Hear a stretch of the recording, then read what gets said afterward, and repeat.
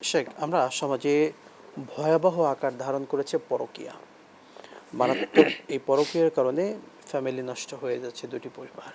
এই হবেই তো। পরকীয়া থেকে উত্তরণের উপায় কি? পরকীয়া সরি পরকীয়াটা এইটা এখন একটা স্বাভাবিক ব্যাপার।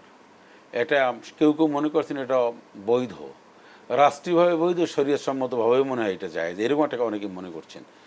এবং একটা ট্র্যাডিশন, এটা একটা কালচারে দাঁড়িয়েছে পরকীয়া। পরকীয়ায় ম্যাক্সিমাম পরিবার, বিভিন্ন শিক্ষিত অশিক্ষিত ছোট বড় অনেক পরিবার এর সাথে জড়িত। ম্যাক্সিমাম পরিবারের একটা বা বড় অংশ, পরিবারের বড় একটা অংশ এর সাথে জড়িত।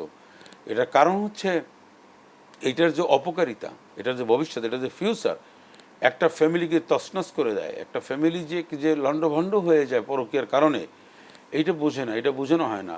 ধর্মীয় মূল্যবোধকে অস্বীকার করে, উপেক্ষা করে যখনই একটা ফ্যামিলি চলাফেরা করে, একটা ফ্যামিলি যখন তার ফ্যামিলি জীবনযাপন যখন ওইভাবেই শুরু করে, ধর্মীয় শিক্ষা ব্যবস্থা, ধর্মীয় জ্ঞানকে তুচ্ছ তাচ্ছিল্য করে, তখন এই বিপদ এসে হানা দিবি।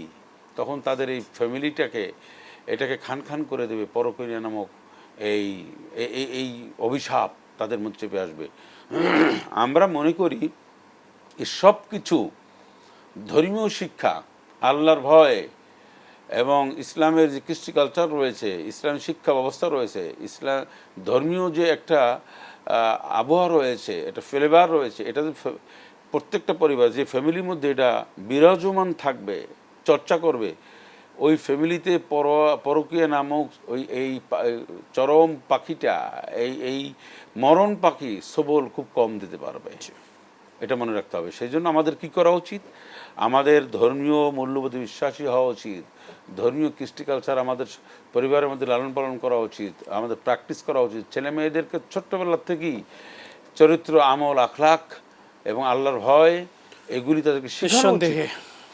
বিশেষ করে আমরা বলতে পারি বিয়ের পূর্বে অন্তত ছেলে এবং মেয়ে উভয়কে একটা ফ্যামিলি গাইডলাইন যেটা আছে ইসলামিক ওয়েতে, সেটি তাদেরকে জানা একান্ত জরুরি।